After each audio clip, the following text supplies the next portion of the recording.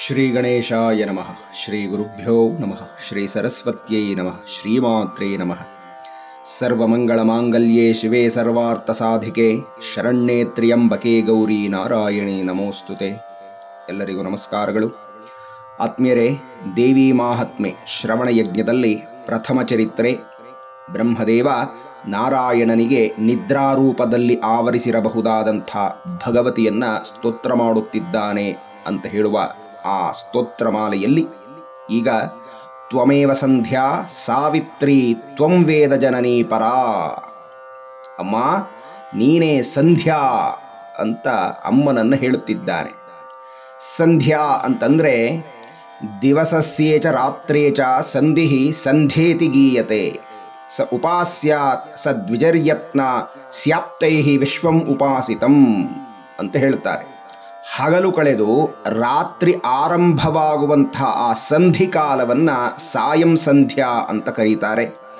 ಹಾಗೆ ರಾತ್ರಿ ಕಳೆದು ಬೆಳಗಾಗುವಂತಹ ಸಂಧಿಕಾಲವನ್ನು ಪ್ರಾತಃ ಸಂಧ್ಯಾ ಅಂತ ಕರೀತಾರೆ. ಇನ್ನು ಮಧ್ಯಾಹ್ನ 12 ಗಂಟೆಗೆ ಸರಿಯಾಗಿ ಮಾಧ್ಯಾಹ್ನಿಕ ಸಂಧ್ಯೆ ಅಂತ ಕರೀತಾರೆ. ಇದು 3 ಪ್ರಧಾನವಾಗಿ ಕಾಣಬಹುದಾದಂಥ ಸಂಧಿಕಾಲ. ಈ ಸಮಯದಲ್ಲಿ ಆ ಸಂಧ್ಯಾಸ್ವರೂಪಳಾದಂಥ ವಿಶ್ವಶಕ್ತಿಯನ್ನು ಉಪಾಸನೆ ಮಾಡಿದರೆ ಅತ್ಯಂತ ಶ್ರೇಯಸ್ಸು ಉಂಟಾಗತ್ತೆ ಅಂತ. ಇನ್ನು ಇದನ್ನು ಹೊರತುಪಡಿಸಿ 4ನೆಯದಾದ ಮಧ್ಯರಾತ್ರಿ 12 ಗಂಟೆಗೆ ತುರಿಯಾ ಸಂಧ್ಯೆ ಎನ್ನುವಂಥದ್ದಿದೆ. ಅದನ್ನು ಉಪಾಸನೆ ಮಾಡಿದರೆ ಅದು ಸರ್ವೋತ್ಕೃಷ್ಟವಾದದ್ದು ಅಂತ ಹೇಳಿ ಚಿಂತಕರು ಹೇಳಿದ್ದಾರೆ. ಮತ್ತೊಂದು ದೃಷ್ಟಿಯಲ್ಲಿ ಗಾಯತ್ರಿ ನಾಮ ಪೂರ್ವಾಹಣೆ ಸಾವಿತ್ರಿ ಮಧ್ಯಮೇ ದಿನೇ ಸರಸ್ವತೀ ಚ ಸಾಯಾಹಣೆ ಸೈವ ಸಂಧ್ಯಾ ತ್ರಿಷು ಸ್ಮೃತ. ಒಬ್ಬಳೇ ಸಂಧ್ಯಾದೇವಿಯು ಪ್ರಾತಃ ಸಂಧ್ಯಾ ಕಾಲದಲ್ಲಿ ಗಾಯತ್ರಿಯಾಗಿ ಉಪಾಸಿತಳಾಗುತ್ತಾಳೆ. ಮಾಧ್ಯಾಹ್ನಿಕ ಸಂಧ್ಯೆಯಲ್ಲಿ ಸಾವಿತ್ರಿಯಾಗಿ, ಇನ್ನು ಸಾಯಂ ಸಂಧ್ಯಾಕಾಲದಲ್ಲಿ ಅವಳೇ ಸರಸ್ವತಿ ಸ್ವರೂಪಳಾಗಿ ಉಪಾಸಿತಳಾಗುತ್ತಾಳೆ. ಹೀಗಾಗಿ ಸಂಧ್ಯಾ ಅಂತಂದರೆ ಗಾಯತ್ರಿ, ಸಾವಿತ್ರಿ, ಸರಸ್ವತಿಯರ ಸಮಷ್ಟಿ ಸ್ವರೂಪವೇ ಸಂಧ್ಯಾ ಅಂತ ಬ್ರಹ್ಮದೇವ ಸ್ತುತಿ ಮಾಡುತ್ತಿದ್ದಾನೆ. ಇನ್ನು ಮುಂದಿನ ನಾಮವೇ ಸಾವಿತ್ರಿ. ಶ್ರವಣಂ ಸಂಜನಾರ್ಥೇ ಚ ಧಾತುರೇಷ ನಿಪಾತ್ಯತೆ ಶ್ರವಣೇ ತೈಜಸೋತ್ಪತ್ತಿ ಸಾವಿತ್ರಿ ತೇನ ಕಥ್ಯತೆ. ಶ್ರವಣ ಅಂದರೆ ಜಾರುವುದು ಅಂತ. ಏನು ಜಾರುತ್ತೆ ಅಂದರೆ ಸೂರ್ಯಮಂಡಲದಿಂದ ಹೋತಪ್ರೋತವಾಗಿ ತೇಜಸ್ಸು, ಪ್ರಾಣಶಕ್ತಿ ಭೂಮಿಯವರೆಗೆ ಜಾರಿ ಬರುತ್ತೆ. ಅದರ ಪ್ರಭಾವದಿಂದ ಅನೇಕ ವಿಧವಾದ ಸೃಷ್ಟಿಗೆ ಕಾರಣವಾಗುತ್ತೆ. ಹೀಗೆ ಸೂರ್ಯಮಂಡಲಾಂತರ್ಗತವಾಗಿ ಇದ್ದುಕೊಂಡು ಈ ಜಗತ್ತಿಗೆ ಸೂರ್ಯನ ಕಿರಣವನ್ನು, ಶಾಖವನ್ನು ನೀಡಿ ಅನುಗ್ರಹಿಸುತ್ತಿರುವ ಚೈತನ್ಯ ಸ್ವರೂಪಳು, ಪ್ರಕಾಶ ಸ್ವರೂಪಳು ಸಾವಿತ್ರಿ ಅಂತ. ಇನ್ನು ವಿಷ್ಣು ಧರ್ಮೋತ್ತರ ಪುರಾಣ ಹೇಳುತ್ತೆ, ಪ್ರಜಾನಾಂಚ ಪ್ರಸವನಾತ್ ಸವಿತೇತಿ ನಿಗತ್ಯತೆ. ಅಂದರೆ ಈ ಇಡೀ ಜಗತ್ತಿಗೆ ಸೃಷ್ಟಿಗೆ ಕಾರಣಳಾದವಳು ಈ ಜಗನ್ಮಾತೆ ಅಂತ. ಇದನ್ನು ಹೊರತು ಉಪನಿಷತ್ಕಾರರು ಹೇಳುತ್ತಾರೆ, ಸವಿತ್ರ ಪ್ರಸವೇನ ಜುಷೇತ ಬ್ರಹ್ಮಪೂರ್ವ್ಯಂ ತತ್ರಯೋನಿಂ ಕೃಣವಸೆ ನಹಿತೆ ಪೂರ್ತಮಪಕ್ಷಿಪತ್ ಅಂತ ಹೇಳಿದ್ದಾರೆ. ಯಾರನ್ನು ಪಡೆದ ಮೇಲೆ ಅಜ್ಞಾನದ ಮೂಲವೇ ಸರ್ವನಾಶವಾಗಿ ಹೋಗುತ್ತೋ, ಆ ಪೂರ್ವಕರ್ಮಗಳಿಂದ ಬಾಧಿತನಾಗುವುದಿಲ್ಲವೋ ಅಂತಹ ಸನಾತನವಾದ ಪರಬ್ರಹ್ಮವನ್ನು ಸವಿತೃವಿನ ಮೂಲಕ ಯಾರು ಸಾವಿತ್ರಿಯನ್ನು ಆರಾಧನೆ ಮಾಡುತ್ತಾರೋ ಅವರಿಗೆ ಜ್ಞಾನವು ಸಿದ್ಧಿಯಾಗುತ್ತೆ ಅಂತ ಹೇಳ್ತಾರೆ. ಮುಂದೆ ಬ್ರಹ್ಮದೇವ ಹೇಳ್ತಾನೆ, ಅಮ್ಮ ನೀನು ವೇದಜನನಿ, ವೇದಮಾತಾ. ಏಕೆಂದರೆ ಗಾಯತ್ರೀಂ ಛಂದಸಾಂ ಮಾತಾ ಅಂತ ಹೇಳ್ತಾರೆ. ಅಂದರೆ ಛಂದಸಾಂ ಅಂತಂದರೆ ವೇದಗಳು ಅಂತ. ಹಾಗಾಗಿ ಅಮ್ಮ ಎಲ್ಲ ವೇದಗಳಿಗೆ ಮಾತೆಯಾಗಿದ್ದಾಳೆ.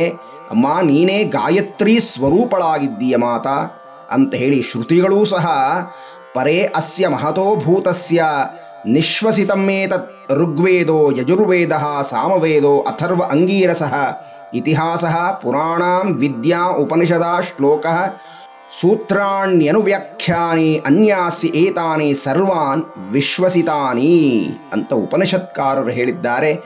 ಹೀಗಾಗಿ ಇದೆಲ್ಲವೂ ಸಹ ವೇದಗಳ ಭಾಗವಾಗಿದ್ದು ಇದೆಲ್ಲ ಅಮ್ಮನ ಸ್ವರೂಪವೇ ಆಗಿದೆ. ಅಷ್ಟು ಮಾತ್ರವಲ್ಲ, ಅಮ್ಮ ನೀನು ಪರಾ. ಪರಾ ಅಂತಂದರೆ ಎಲ್ಲಕ್ಕಿಂತಲೂ ಹಿರಿಯಳು ಅಂತ, ಶ್ರೇಷ್ಠಳು. ಎಲ್ಲಕ್ಕಿಂತ ಹಿರಿಯರು ಯಾರಿದ್ದಾರೆ?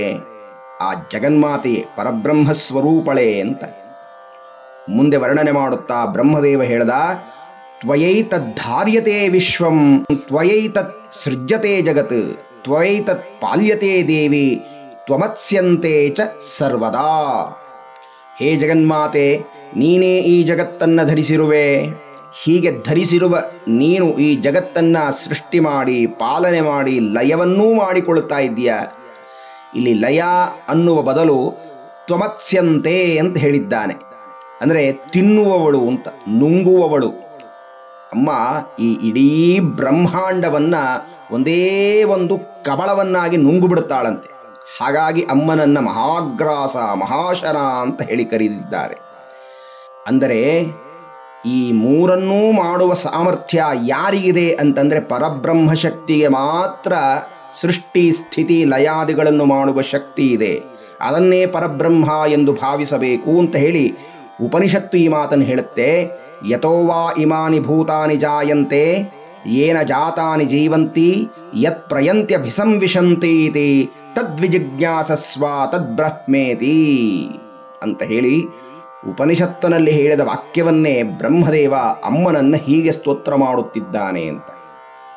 ಮುಂದುವರೆದು ಬ್ರಹ್ಮ ಹೇಳ್ತಾ ಇದ್ದಾನೆ, ಅಮ್ಮ ವಿಸೃಷ್ಟೌ ಸೃಷ್ಟಿರೂಪಾ ತ್ವಂ ಸ್ಥಿತಿರೂಪಾ ಚ ಪಾಲನೆ ತಥಾ ಸಂಹೃತಿ ರೂಪಾಂತೆ ಜಗತೋಸ್ಯ ಜಗನ್ಮಯೇ. ನೀನೇ ಬ್ರಹ್ಮನಾದ ನನ್ನಿಂದ ಸೃಷ್ಟಿ ಮಾಡಿಸುತ್ತಿದ್ದೀಯ, ನಾರಾಯಣನಿಂದ ಸ್ಥಿತಿ ಕಾರ್ಯವನ್ನು ಮಾಡಿಸುವೆ, ಶಿವನಿಂದ ಲಯ ಕಾರ್ಯವನ್ನು ಮಾಡಿಸ್ತೀಯ ಅಮ್ಮ. ಹೀಗಾಗಿ ಮೂವರಲ್ಲೂ ಇರುವಂತಹ ಸೃಷ್ಟಿಶಕ್ತಿ, ಸ್ಥಿತಿಶಕ್ತಿ, ಸಂಹಾರ ಶಕ್ತಿ ನೀನೇ ಆಗಿದ್ದೀಯ. ಇಲ್ಲಿ ಮೂರರಲ್ಲೂ ಇರತಕ್ಕಂಥ ಶಕ್ತಿ ಒಂದೇ, ಸೃಷ್ಟಿಶಕ್ತಿ, ಸ್ಥಿತಿಶಕ್ತಿ, ಸಂಹಾರ ಶಕ್ತಿ. ಶಕ್ತಿಯಲ್ಲಿ ಭೇದವಿಲ್ಲ, ಕಾರ್ಯದಲ್ಲಿ ಭೇದವಿದೆ ಅಂತ. ಹೀಗಾಗಿ ಆ ಶಕ್ತಿ ಒಂದೇ, ಅದು ನೀನೇ ಜಗನ್ಮಾತಾ ಅಂತ ಹೇಳ್ತಾ ಇದ್ದಾನೆ.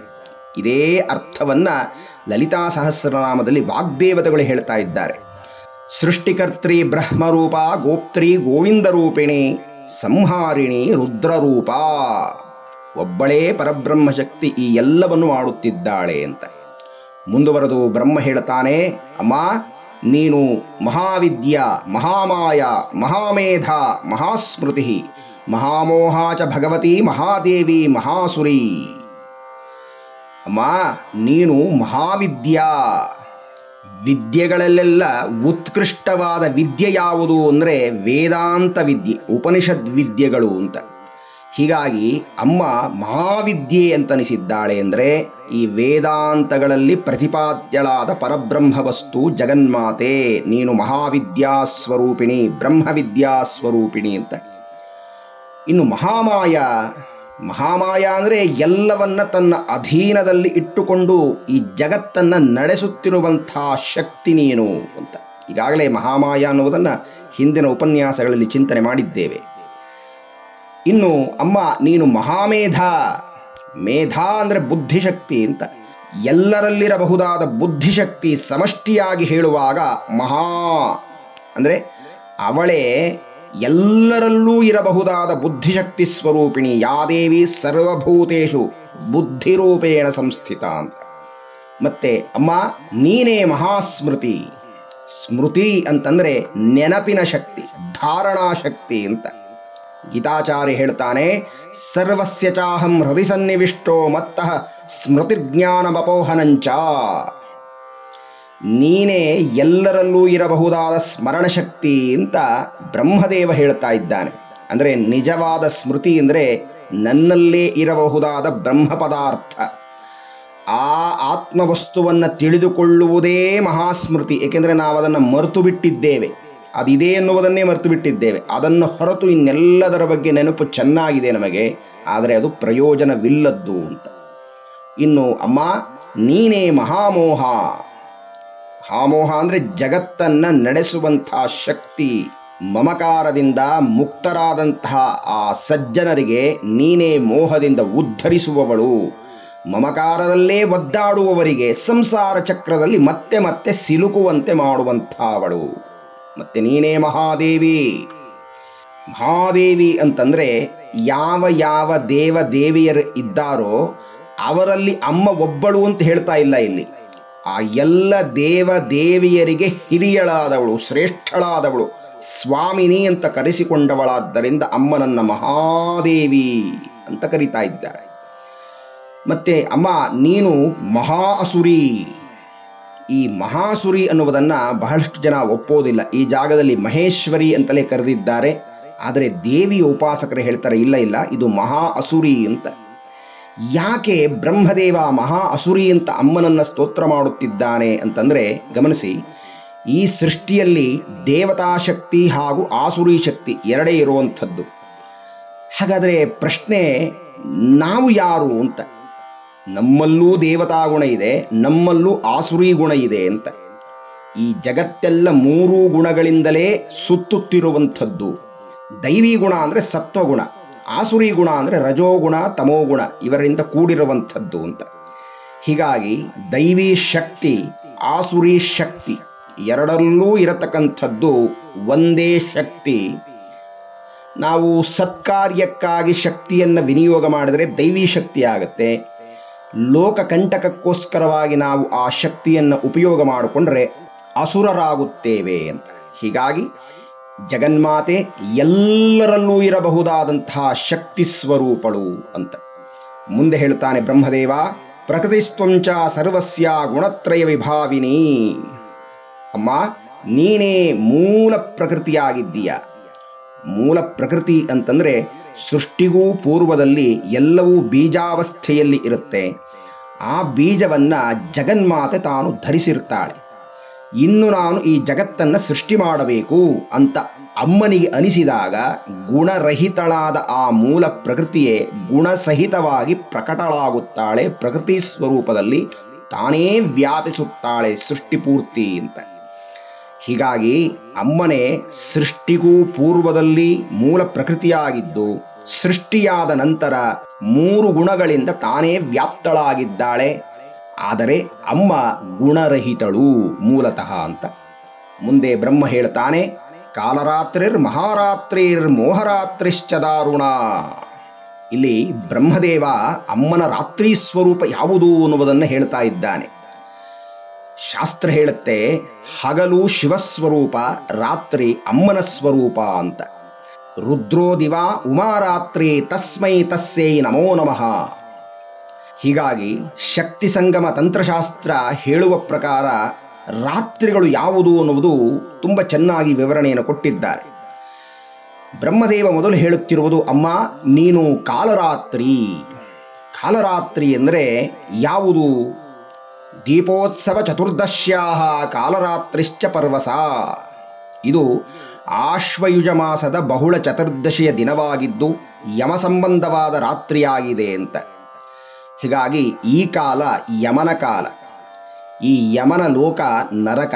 ಹಾಗಾಗಿ ಈ ದಿನ, ಈ ಚತುರ್ದಶಿಯ ದಿನ ನರಕ ಚತುರ್ದಶಿ ಅಂತಲೇ ನಾವು ಆಚರಣೆ ಮಾಡುತ್ತೇವೆ. ಆದ್ದರಿಂದ ದುಃಖದ ಅನುಭವವನ್ನು ಕೊಡುವ ಈ ನರಕದಿಂದ ನಾವು ಪಾರಾಗಬೇಕಾದರೆ ಈ ನರಕ ಚತುರ್ದಶಿಯ ದಿನ ಕಾಲರಾತ್ರಿಯನ್ನು ಆರಾಧನೆ ಮಾಡಬೇಕು, ರಾತ್ರಿಯ ಸಂದರ್ಭದಲ್ಲಿ ಅಂತ. ಹಾಗಾಗಿ ಅಮ್ಮ ಅಂಥ ಕಾಲರಾತ್ರಿ ನೀನು. ಮಹಾರಾತ್ರಿ ಮಹಾರಾತ್ರಿರ್ ಮಹೇಶಾನಿ ಯದ್ಯಮಾವಾಸ್ಯೆಯಾಯತ. ಇದೇ ಆಶ್ವಯುಜ ಮಾಸದ ಕೊನೆಯ ದಿನ, ದೀಪಾವಳಿಯ ಅಮಾವಾಸ್ಯೆಯನ್ನು ಮಹಾರಾತ್ರಿ ಅಂತ ಕರೀತಾರೆ. ಆ ದಿನ ಲಕ್ಷ್ಮಿಯ ಆರಾಧನೆ ಮಾಡುವುದರಿಂದ ನಮಗೆ ಮಹದೈಶ್ವರ್ಯವನ್ನು ಜಗನ್ಮಾತೆ ಕೊಡ್ತಾಳೆ ಅಂತ. ಮತ್ತು ಮೋಹರಾತ್ರಿ ಅಂತಂದರೆ ಜನ್ಮಾಷ್ಟಮಿ. ಮಹೇಶಾನಿ ಮೋಹರಾತ್ರಿ ಇತಿ ಸ್ಮೃತ. ಹಾಗಾದರೆ ಮೋಹರಾತ್ರಿ ಯಾವುದು ಅಂತಂದರೆ ಶ್ರಾವಣ ಮಾಸದ ಬಹುಳ ಅಷ್ಟಮಿಯ ರಾತ್ರಿಯನ್ನೇ ಮೋಹರಾತ್ರಿ ಅಂತ ಕರೀತಾರೆ. ಈ ರಾತ್ರಿಯನ್ನು ಅನಾದಿ ಕಾಲದಿಂದಲೂ ಮೋಹರಾತ್ರಿ, ಜನ್ಮಾಷ್ಟಮಿ ಅಂತಲೇ ಕರೆದಿದೆ ಶಾಸ್ತ್ರಗಳು ಅಂತ. ಅಂದರೆ ಜನ್ಮಗಳಿಗೆ ಮೂಲವಾದ ಮೋಹ ಸಂಬಂಧಿಸಿದಂತಹ ಶಕ್ತಿಗೆ ಸಂಬಂಧವಾದ ರಾತ್ರಿ ಮೋಹರಾತ್ರಿ ಅಂತ. ಆದ್ದರಿಂದಲೇ ಈ ರಾತ್ರಿಯನ್ನು ಜನ್ಮಾಷ್ಟಮಿ ಅಂತ ಹೇಳಿ ಕರೆದಿದ್ದಾರೆ. ಅದೇ ದಿನದಂದು ರಾತ್ರಿ ಭಗವಾನ್ ಕೃಷ್ಣ ಪರಮಾತ್ಮ ಅವತಾರ ಮಾಡಿದ್ದು, ಮತ್ತು ಆತನ ಯೋಗಮಾಯು ಸಹ ಅವತರಿಸಿದ ಕಾಲವೂ ಅದೇ ಆಗಿದೆ. ಆದ್ದರಿಂದ ಶ್ರಾವಣ ಬಹುಳ ಅಷ್ಟಮಿಯನ್ನು ಮೋಹರಾತ್ರಿ ಅಂತ ಕರೀತಾರೆ. ಇನ್ನು ದಾರುಣಾರಾತ್ರಿ, ವೈಶಾಖ ಶುಕ್ಲಗ ಅಕ್ಷಯ ತೃತೀಯ ದಾರುಣ್ಯಚ್ಯತೆ. ವೈಶಾಖ ಮಾಸದ ಶುಕ್ಲ ತೃತೀಯ ಅಂದರೆ ಅಕ್ಷಯ ತೃತೀಯ ಅಂತ ಸುಪ್ರಸಿದ್ಧವಾದ ದಿನದ ರಾತ್ರಿಯನ್ನು ದಾರುಣ ರಾತ್ರಿ ಅಂತ ಕರೀತಾರೆ. ಆ ದಿನದ ರಾತ್ರಿಯಲ್ಲಿ ಆ ಜಗನ್ಮಾತೆಯನ್ನು ಆರಾಧನೆ ಮಾಡುವುದರಿಂದ ನಮಗೆ ಅಕ್ಷಯವಾದ ಫಲವನ್ನು ಕೊಡುತ್ತಾಳೆ ಅಂತ ಹೇಳ್ತಾರೆ. ಆತ್ಮೀಯರೇ, ಮುಂದಿನ ಉಪನ್ಯಾಸದಲ್ಲಿ ಈ ದೇವಿ ಮಾಹಾತ್ಮೆಯಲ್ಲಿ ಬ್ರಹ್ಮದೇವ ಮಾಡಿದಂಥ ಸ್ತೋತ್ರದ ಚಿಂತನೆಯನ್ನು ಮುಂದುವರಿಸೋಣ ಅಂತ ಹೇಳ್ತಾ ಎಲ್ಲರಿಗೂ ವಂದನೆಗಳು, ನಮಸ್ಕಾರ.